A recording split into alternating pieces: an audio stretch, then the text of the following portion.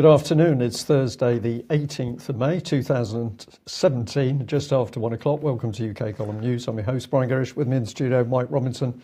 And we're joined today by David Scott with Northern Exposure and, of course, reports from matters north of the border and elsewhere.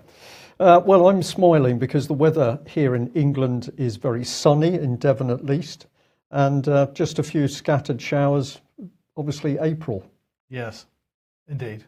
Well, the good news is that one of our listeners, has emailed us to say that he's just received his new photo license from DVLA, and he says they still have the dreaded ring of stars, but they now have the Union flag as well. That's an improvement, I suppose. So we just put over the top Brexit. What Brexit? If we've just managed to get the national flag back on our driving licences, that's probably huge progress, Mike, in the Brexit. Absolutely. But I don't think we're going to get the Union flag on our military anytime soon. So let's get straight into that, because today is more foreign ministers' meetings in the EU, but this is particularly about defence. So strangely enough, it is called the Foreign Ministers' Meeting, but it is the defence aspect of this. Defence Minister Earl Howe in the picture here in Brussels to meet with leaders from across Europe to discuss NATO and the EU working together. So this meeting was preceded by a meeting of the European Defence Agency Steering Board, but in the main meeting, they say they're going to take stock of the implementation of the EU global strategy in the areas of security and defence. Defence ministers will examine the implementation of initiatives agreed in the Council discussions of 6th of March 2017, and they're going to focus on the possibility of permanent structured cooperation, which they're calling PESCO, the possibility of a member state-driven coordinated annual review on defence, which they're calling CARD, strengthening the EU's rapid response tools, including EU battle groups. So we've got a new phrase now, EU battle groups, Brian. Partnerships in the common security and defence policy, and the Council is expected to adopt conclusions on the implementation of the EU global strategy in the areas of security and defence. These conclusions and the Ministers' discussion will feed into the implementation report due in June 2017. Well, Jens Stoltenberg was there because he can't stay away from Federica Mogherini. He has too much regard for her. And so he was there and they're discussing EU-NATO cooperation, as he said. He said last December NATO and the EU agreed on 42 concrete measures of cooperation, and they're going to review progress in the coming month. Brexit, Brian? No Brexit, and what we're witnessing is the continued EU military unification, which of course totally involves Britain's military. So there is absolutely no truth in the fact that Britain is breaking away from the European Union because, as Theresa May and Michael Fallon know only too well, Britain's military has been dismantled to such an extent that it could be subsumed into the EU military. And we're now starting to see the Conservatives duck and weave as, of course, the truth now comes to the surface. And that's why, as you pointed out yesterday, and I believe the day before, Boris Johnson is saying that he's got to be very careful with the words he uses when he describes the EU military project. Well, indeed, it was more than that, because it was they've got to be very careful with the words they use, so they're not allowed to call their HQ an HQ. But here they are bandying words or phrases like EU battle groups. And the key point here, isn't it, Brian, is that this is about NATO and EU cooperation, whereas all the while many of these EU countries are already members of NATO. So what we're seeing is the creation of a new institution. EU military structure, yes, complete with its headquarters, its procurement, and as Dave Ellis has quite rightly warned, with it comes the EU Treasury. So this is the biggest lie ever told, probably, by a Conservative government, with the exception of Ted Heath, but we'll come on to that another day. I thought it would be just fun to remind people of the slides you produced when Theresa was there announcing the election. I've just chaired a meeting of Cabinet. We agreed the government should call a general election to be held on the 8th of June. She was looking a little bit tired there. and this is the meat of it, isn't it? People believe that the government's just got a little majority. They need a big majority to make sure they can bulldoze through the complete lie of Brexit, make sure that the rest of Britain is dismantled. They need that majority. If you wonder what to vote anything but Tory, in our opinion. And of course, Mike, you warned in a rather jovial way that the Conservatives were heading into really dangerous territory with a quick Sieg Heil there. Well, you weren't far wrong, because here's the Guardian reporting on the Conservative battle bus. This is the modern Conservative equivalent of a Panzer battle bus. Strong, stable leadership. That's straight out of Nazi Germany as well, I think, or somewhere in that region. And of course, here we get to reality, because the Tories were a little bit upset to find that there was a quite considerable group of demonstrators waiting for this particular bus up in the Midlands. And of course, what were most of the banners talking about? Cuts to the NHS and social care. Well, we've been warning what was coming with Theresa May, because her version of social care is to imprison child abuse survivors and whistleblowers, of which Melanie Shaw has spent over 10 months, probably near 11 months in solitary confinement. Who put her there? Well, Theresa May in her former role as Home Secretary. But not to worry, because BBC is pushing out that Theresa has said that her mainstream government will deliver for mainstream Britain. So what's the caption from the BBC? Theresa May pledges a government, quote, that works in the interests of ordinary people, unquote. So we wondered whether this would be the first government that's going to work in the interests of ordinary people, and somehow I don't think so. And before I let her go, we're just bringing this.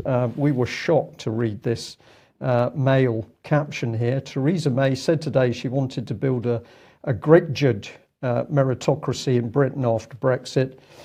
This was clearly a typo or a spelling mistake by the Daily Mail. And of course, according to Full Fact, that means that this whole article is fake news. Yes. Okay, well, we better jump from that to putting the media on trial. Well, indeed. So just another reminder, Media on Trial event being organised by Firm Stop War. Patrick Henningsen, Vanessa Beeley, Professor Piers Robinson, Robert Stewart, Professor Tim Hayward speaking at that. Sunday the 11th of June, 7 p.m. in Frome. Details on screen. You can freeze that, pause the video and note those down if you want to go. I do suggest that people go. Let's move on then to the Dohertys. David, you've been in contact with them, and you wanted to highlight this location because perhaps you're going to meet them with some other people soon. Yes, the Dohertys are now in Scotland, so they're out of Ireland, and they are starting the long process of rebuilding their lives and continuing the fight to have their children returned. And what they need now more than anything else is friendship. They need people around them. They need not to be alone and not to be isolated. So to start that off, we've arranged a small get-together. We're meeting at the Riverside in Dunblane on Sunday at 12:30 for a drink, and then we'll go off somewhere to get a bite of lunch. I think the Riverside is a bit busy to cope with the number of people that we're expecting to be there. But we'll go off and get a bite of lunch, and that will give everyone a chance to meet the Dohertys, give the Dohertys a chance to thank them for the support that's been coming in so generously over the last considerable number of months. It's about a year now since we started reporting on this case. And it will allow people to exchange phone numbers, make contacts, and so that if there is any moves by, say, Police Scotland against the Dohertys, there are people there to raise the alarm, to help, to offer support, and to help in all sorts of practical ways. Now, on the subject of interference from Police Scotland, the Dohertys did get some emergency assistance to get some housing from the local authority, so they're in bed and breakfast accommodation at the moment. The first night they were in there, Police Scotland came calling. This was a welfare check. They there to check on their welfare. So when Police Scotland were told that they didn't require any welfare checks and didn't wish to speak to the police, the Police Scotland reaction was to double the number of police officers at the scene and be there for several hours. But eventually that was diffused, and no more of that type of occurrence has happened. But we want to have people watching the performance of the authorities on this and making sure that there's no harassment of the Dohertys taking place. So they're harassed on their way out of Ireland and harassed as soon as they get into Scotland. It is an incredible situation, bearing in mind, as we remind everybody once again, they have never committed any offence, any crime. They've never been accused of committing any offence or any crime. Well, their only crime here is to make an allegation of attempted abuse against one of their children. Yes, and let us remember just how that went down. Someone approached them, offered them £25,000 for access to their son. They reported that to the police. They believed they were dealing with a neighbour who was a builder. We immediately discovered information to suggest that he was in fact a police officer. It took us a long time to piece together the contrast between the Doherty's accounts. So they had no idea of the identity of this man. And it wasn't until we had multiple confirmations that it's one and the same man. They weren't actually dealing with a police officer, a serving police officer, a still serving police officer. And the people who were investigating their allegations were the associates, the close working associates of that police officer. A situation that Police Scotland have denied. And we have cast iron evidence that they are not telling the truth in this. So it's where that's coming from, whether we're seeing something that's undercover, we don't know. We don't have a full explanation, but it's from the start of this story, no aspect of the official response makes any rational sense unless there is corruption and foul play involved in official circles as well. So if I can just come in very briefly here and just reiterate the fact that we, over the last few days, we have been getting some really excellent information and evidence about what's been happening in Sheffield. Sheffield, of course, a sanctuary city. And what is a sanctuary city for those who don't know? Well, sanctuary cities, it's happening in UK, but it's also in the States. It's a worldwide phenomenon, which is basically cities are declaring that they are places of sanctuary for immigrants or refugees, people who are coming in from overseas under travelling under duress. Come to our city where you will receive sanctuary. And Sheffield has put itself up as being a leading city, as a sanctuary city, but what we're discovering is that the vulnerable children of these people seeking sanctuary are then being targeted not only by people within their own communities, but when mothers in particular go for help, the identity of the mothers is then leaked back into the community where some of them have been attacked and or raped, and the attacks on the children are increased. And we know that there's collusion between social services and the police. So this is the picture in England, and we're getting a similar picture, of course, with the evidence that's coming out around the Doherty case and Holly Gregg, for example, that similar things are happening north of the border. Well, David, let's look at a couple of other cases which may or may not be related to the Doherty case. Let's start off with Stefan. Yeah, we talked about this first last week. This is a case which dates back several years to 2013. So Stefan Sutherland went missing on Friday, September the 6th, 2013, and was missing for a considerable period of time. There was no sign of him for 10 days. Yeah, so the headline here in STV is that parents search for son who vanished into fresh air 10 days ago. Yes, so he was out for an evening in the local town, the local pub, and this is the pub here, this Bayview Hotel. He was drinking here. He went to the house of another local after this, and was never seen alive again. So he went missing from this street, is that right? Yes, a house in this street. Now this is Shellygo Road in Libster in Caithness, which is a small, originally fishing community, Caithness. A house in this street was the place he was last seen alive, and he vanished. Now the investigation for this has always troubled a lot of the people in the area and his relatives, because from the outset there seemed to be a narrative being spun that it was suicide or it was accidental. There didn't seem to be a consideration of other options here. And then after 10 days, his body was found washed up on the shoreline. Now this is the location, which is just about visible from his parents' home. This is the location. It's a small beach on the rocky coast of Caithness, and his body, which was in a very bad condition. We'll maybe talk more about that in later weeks, just what the autopsy showed and the concerns over that aspect of the case. But his body was washed up there, and the implication from the police had been accidental. That was looked at. He was taking a shortcut home. He fell in. None of this made any sense.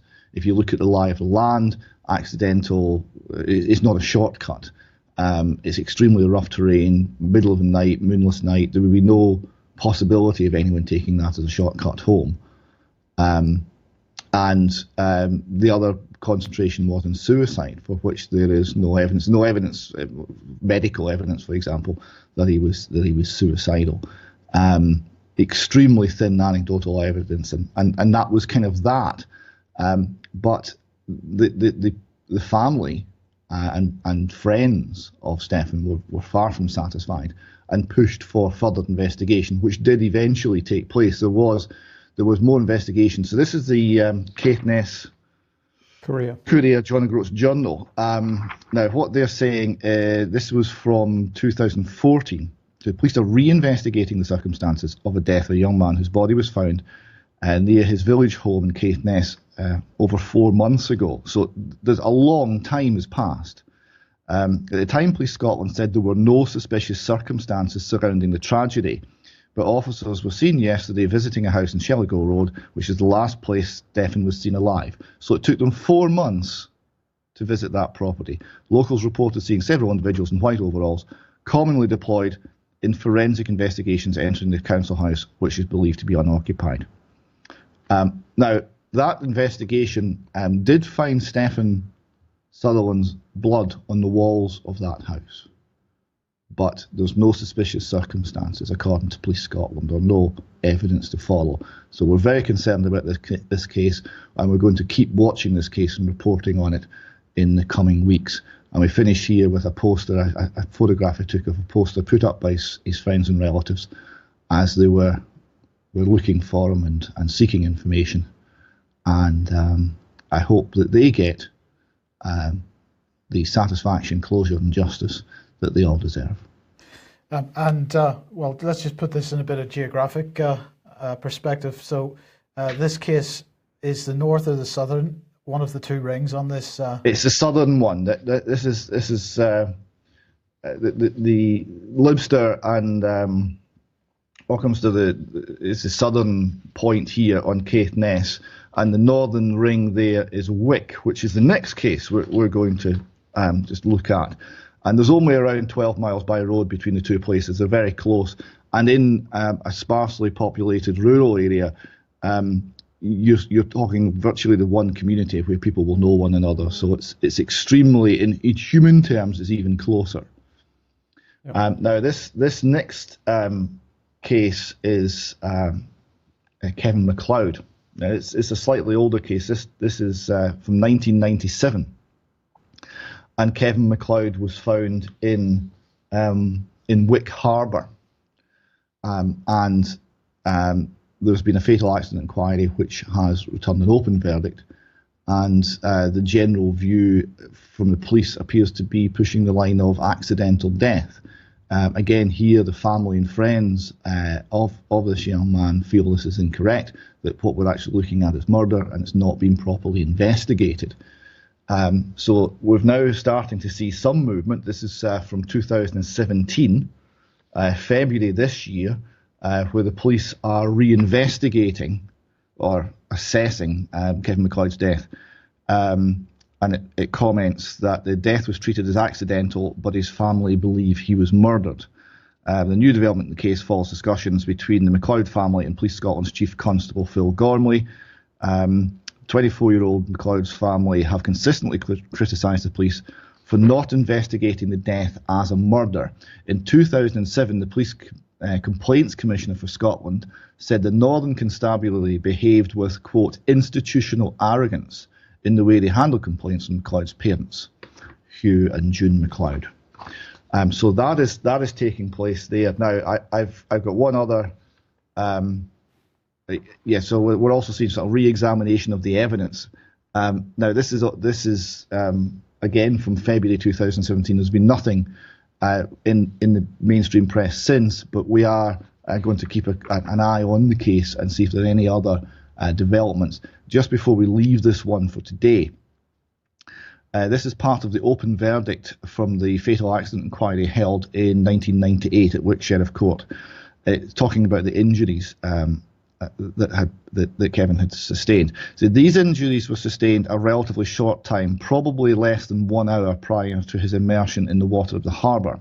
The severity was such that if untreated, they would themselves inevitably have proved fatal. And even if prompt surgical intervention had been available, survival would have been uncertain. The causation of the injuries has not been established.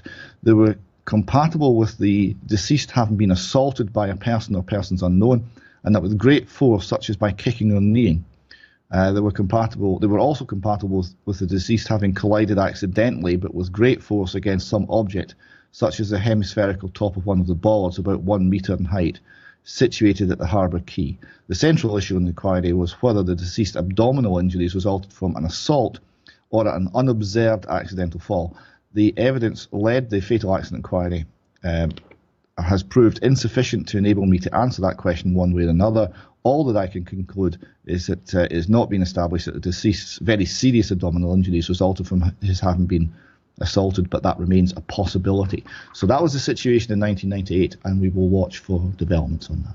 And can we just emphasise there really, David, the dangers of the situation in Scotland now with absolutely no separation of powers between government and the police, and of course you come back to the government appointing the so-called Independent Police Complaints Commission as it is there in Scotland. So we're now starting to see where people die. There's no proper investigation, but when relatives or the public at large start to question it, you are simply coming up against a blank wall. While that is going on in Scotland, south of the border, we've now got calls for just one doctor to sign death certificates. And we are starting to see cases where clearly the coroners are not doing their job, but also where coroners are using staff from the local constabulary. So we've got no separation of powers between local authorities, police and coroners in England. This is very, very dangerous territory, because if you combine it with people being arrested in the middle of the night and taken off to unknown locations with the police, the next thing is they're found dead and we have no way of establishing what happened to them. Welcome to Britain in 2017 under Labour and latterly Conservative government. And SNP government. A couple of comments on this. In Scotland, we also have just one police force, Police Scotland, and there is a regulator to provide oversight of that single police force to protect the public. And the current scandal in the press, covered by the excellent Peter Kirby, is the revelations that oversight body, the Scottish Police Authority, has been run as a secret society. The word Kremlin has cropped up more than once, and that's something that I would like to come back to next week and look at in detail, because what's coming out of that shows the nature of the rank band practice and poor governance that seems to infect Britain these days. Okay, well, let's move on to Scottish politics, David. And Press and Journal here saying Conservative activist reported to police after comparing young SNP campaigners to the Hitler Youth. So here are the young SNP campaigners. Was it a fair comparison?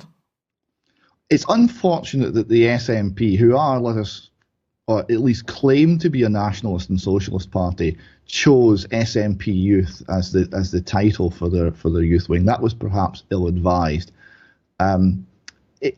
We seem in Scotland to be having a period of calling one another Nazis. This seems to be the insult of choice. So the Conservatives are calling the SNP Nazis, and the SNP are calling the Conservatives Nazis.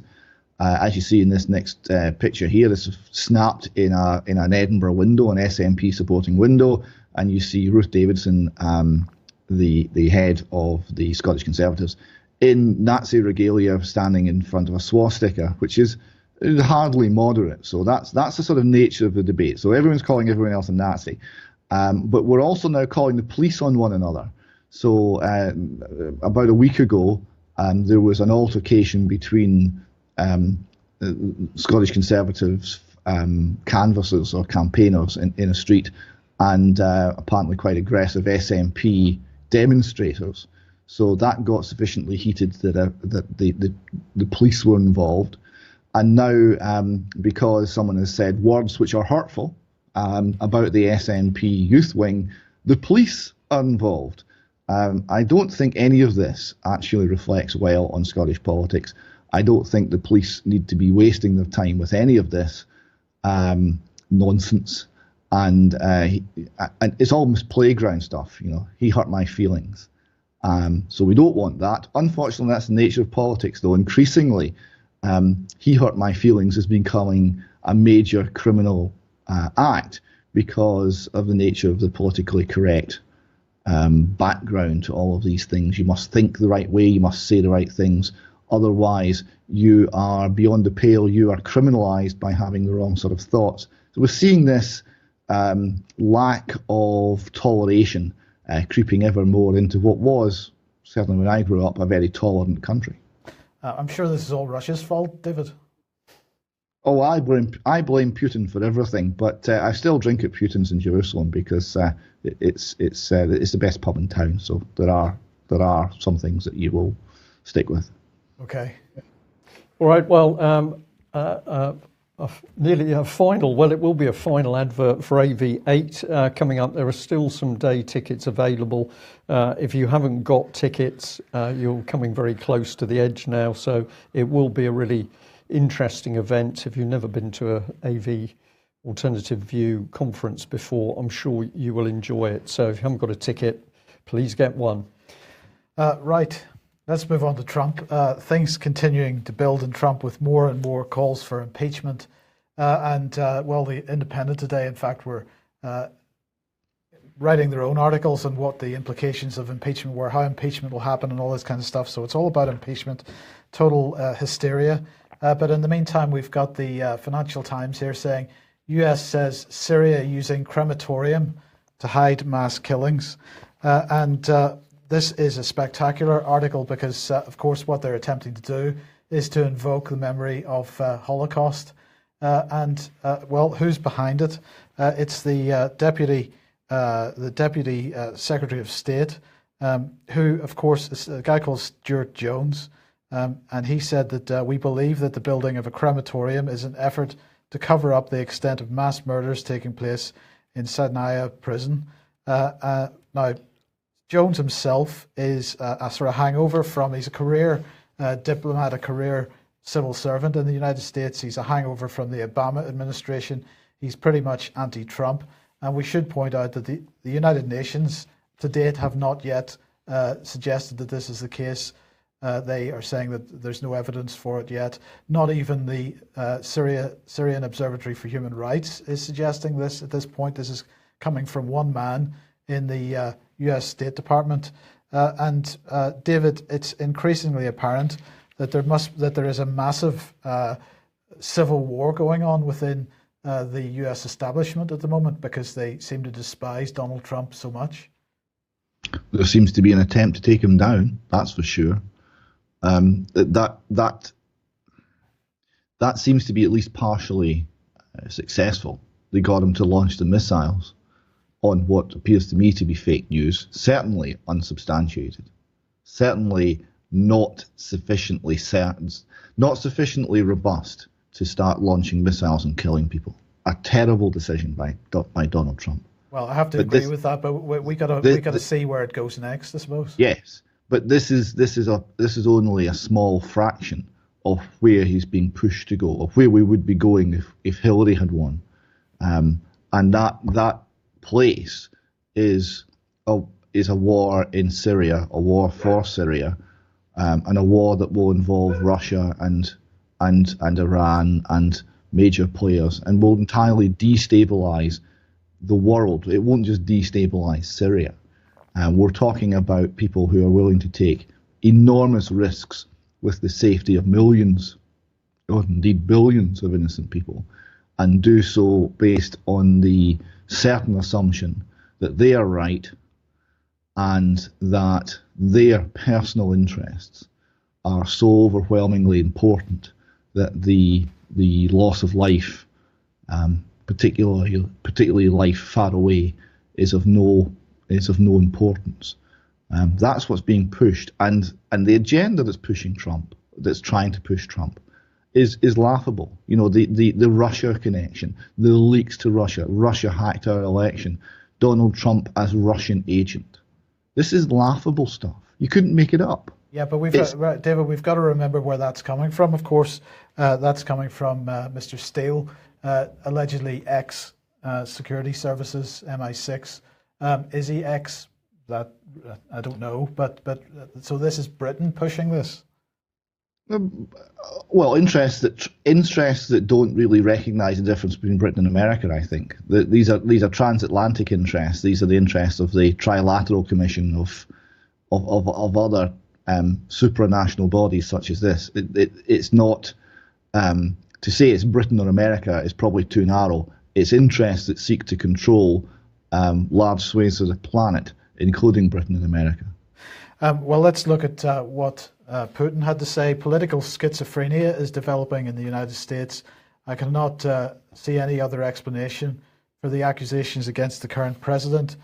He said, if the U.S. administration considers it appropriate, we're ready to provide the U.S. Senate and Congress with the transcript of the talks between Lavrov and Trump.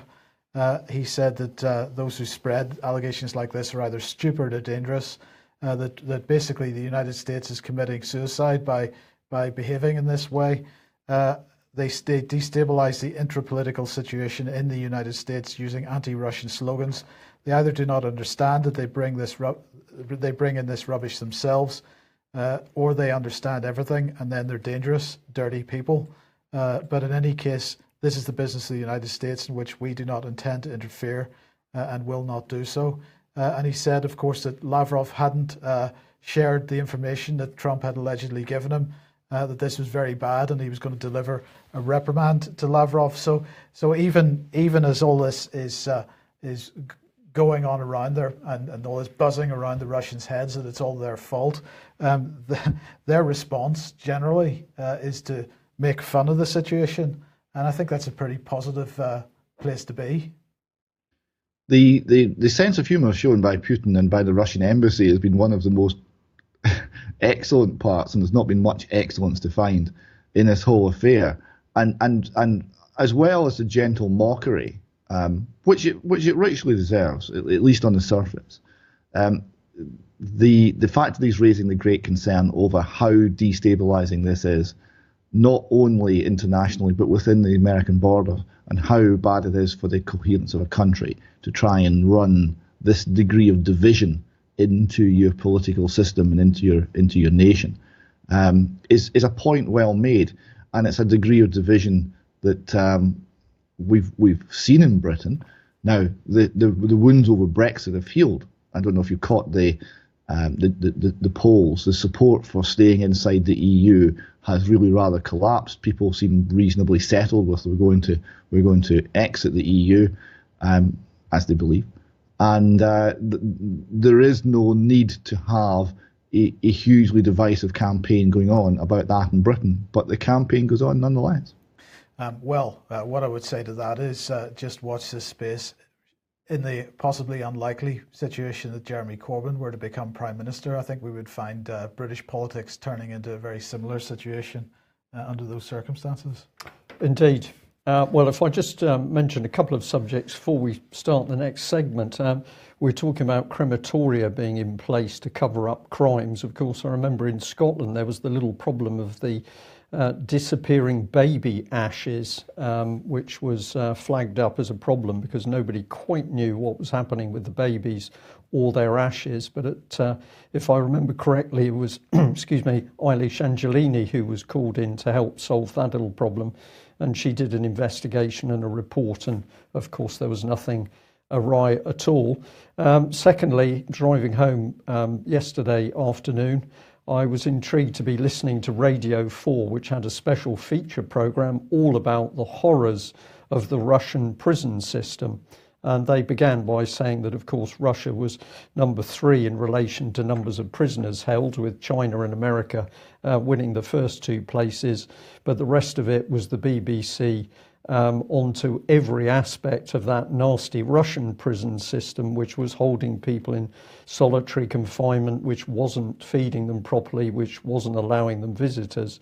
And yet in Britain, as we speak, we've got prisoners held in precisely the same conditions: denial of medication, harassment, bullying, but no emeritus ladies from Oxford University working with the BBC to solve those problems. Well, have a look at this. We just touched on it yesterday. Russia Today warning about the fact that Russian and British special forces were starting to get a little bit too close, and they were saying that the distance is now about 15 miles, and of course, where can this lead? Somewhere extremely serious.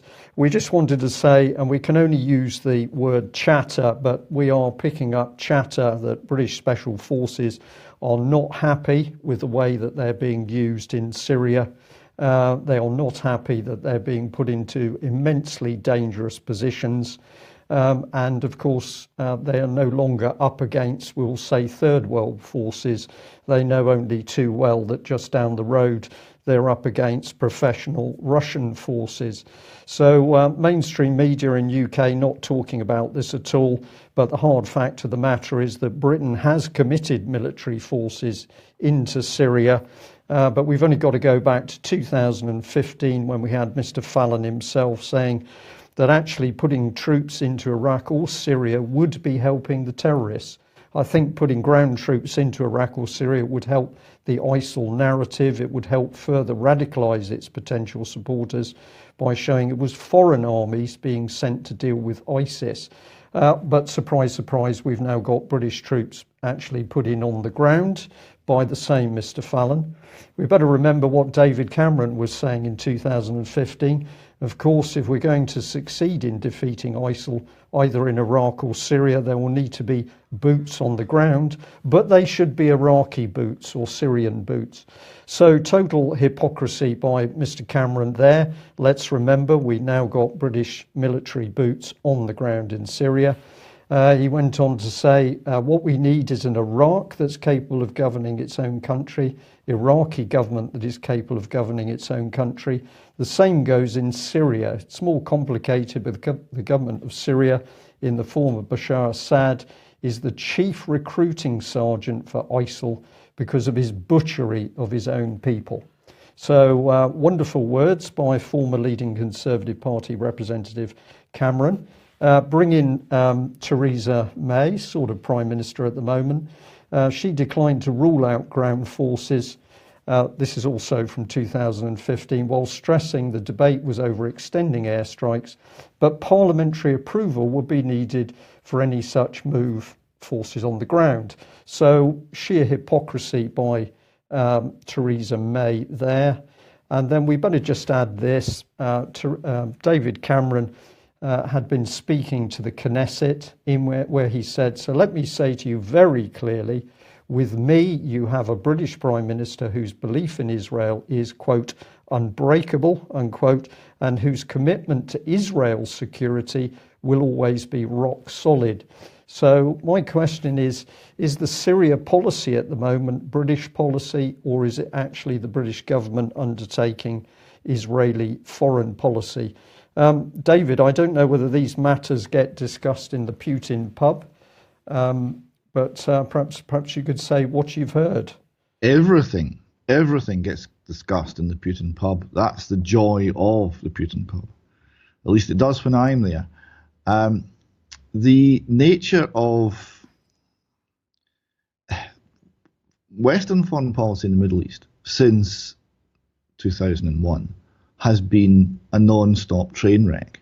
Right? We were mostly taken in over Afghanistan, but we now know that that was not what it appeared. Iraq was nonsense, and the people saw it for what it was from the get-go, and then everything else that follows thereafter, including the attack on Libya, on Syria, and it will be eventually Iran, it would seem. So where does that take the West? Does that help the West in any way, shape or form? It doesn't. It can't do. So where's it going? The view that it helps Israel, well, it certainly does, at least in a short-term sort of way. And it's very concerning when you see the number of people who are in our government, the Conservative Friends of Israel, who are running back and forward to Tel Aviv and to Jerusalem, assuring them that they have Israel's best interests at heart. Now, where those conflict with Britain's self-interests, what happens?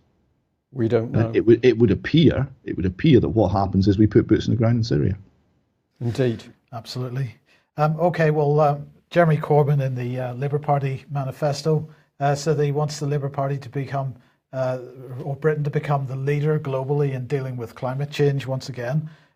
So today, the Commonwealth is up to it. They are introducing their revolutionary approach to climate change, and they're holding a conference this week, yesterday, today and tomorrow, to see how they can take forward, as they describe it, an innovative strategy to reverse the human impact of climate change. And this is following on from the UN Climate Change Conference, COP23.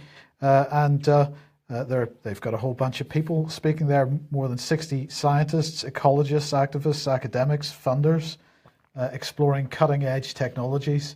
And they're going to have Mary Robinson there, who is the Secretary General's Special Envoy on Climate Change. They're going to have New York best-selling climate change author Paul Hawken and various other people. This is what Baroness Scotland had to say. Commonwealth Climate Finance Access Hub assists countries with building long-term capacity to access climate funds, and that's what this is all about. It's about giving money for projects. And semi-soft power coming in here. Absolutely soft power coming in here. She said some Commonwealth countries face obliteration as a result of rising sea levels, and so they've got to deal with it by throwing some money at them. And of course, it's going to be pushing the civil society organisations to push the climate change agenda. And while we stick with this kind of subject, if you remember last week or a week or two ago, we highlighted the fact that Common Purpose was running the diaspora dialogues, which they described as would bring together leaders from diaspora across the world, leaders who are familiar with operating in multiple cultures and geographies, leaders who connect global and local, having spent their whole lives with their feet in multiple places. Well, we begin to get a clue as to what this is about, because here's one of their tweets today. Our diaspora leaders went out on visits yesterday to understand their challenge further. Thank you, all visits, for hosting us. And of course, who's the main protagonist there? I think I can spot the BBC roughly there, Mike. Absolutely. So they go running off to the BBC. Now, what's interesting is that who else did they go running off to? Well, they went running off to Muslim Aid UK, which they are tweeting out today. They're currently discussing opportunities and challenges on working with local partners in Syria with diaspora leaders from Common Purpose UK. So here is direct evidence that Common Purpose operating in Syria.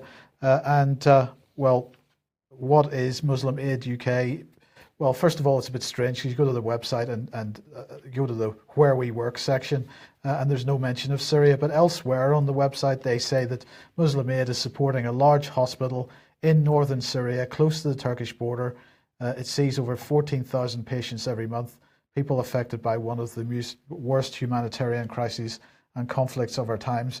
Well, let's just remember that if the hospital is close to the Turkish border, then who is it going to be helping? It's going to be helping ISIL and Al-Nusra Front and that type of individual. So that's what we seem to have now, common purpose working with charities that are pumping money into terrorist-held areas in Syria. And I've got to say, Mike, one of the worst things is, of course, that these people, maybe we could say that their ideology is wrong. We could put them one side of the friendly terrorist line or the other side. But what common purpose is ultimately doing is to destroy their identity, their social, their nation's identity. So this is the bit that I find most wicked about this political charity, is that their ultimate objective is to destroy the identity of the very countries where they encourage people to mix and come together. And where do common purpose leaders quite often end up working, but they end up working for NGOs. And of course, in Syria, we have a huge problem of child trafficking, sexual slavery as a result. Well, this is Greek news here reporting that the EU has, this is the only mainstream source I could find for this so far. EU funding has been suspended from an NGO, an unnamed NGO at the moment, following reports, claims of sexual abuse and corruption. So although these remain allegations under investigation, the spokesperson said the Commission is taking them very seriously. We take a zero tolerance approach to any abuse of the rights and personal integrity of all refugees and migrants, as well as any misuse of funds. Our primary concern is the welfare of potential victims. Accordingly, we shall ensure an immediate support is provided to them. Of course they will, but nonetheless, they haven't named the NGO at this point in time. Well, we'll wait and see who that is. We will, and we better just end on this one because the Telegraph here reporting that Rolf Harris is going to be released. I think that's tomorrow, actually. So what's he going to be doing? Well, he's going to be back in court or facing another set of charges. We just like to say, isn't it interesting? Rolf Harris commits abuse. He's now out. Melanie Shaw subjected to abuse. She stays in. And this is what we can expect under conservative social care. So I'll just say once again, if you're unsure what to do in this election, either choose the individual that you're going to vote for over and above any party label. But at the end of the day, vote anything but Tory, because we are watching a conservative dictatorship install itself. David, 30 seconds to close. We have a situation where there's an attack on identity, to remove both the identity with the family, identity with the nation, and that's on building on top of an attack on faith. These leave huge voids in the life of people, and something rushes in to fill that void. My concern is that the thing that rushes in will be very threatening and will be very dark, and I think that is what we're seeing evidence of. Okay, thank you for that. Well, we're ending there, and as I say, remember we will be back with you on Tuesday, the 23rd of May. So tickets for AV8 still available. Hope to see you there if you have got a ticket. And of course, this is all part of it. It's not watching and just being an observer of what's happening in UK and worldwide. It's up to all of us to stand up and be counted and to do something to stop what's happening. Speaking out is one of the easiest and best things you can do. And as we often say, action conquers fear. So don't be shy. Stand up and be counted. It opens up a wonderful world. Thanks for joining us. We will see you Tuesday. Bye-bye.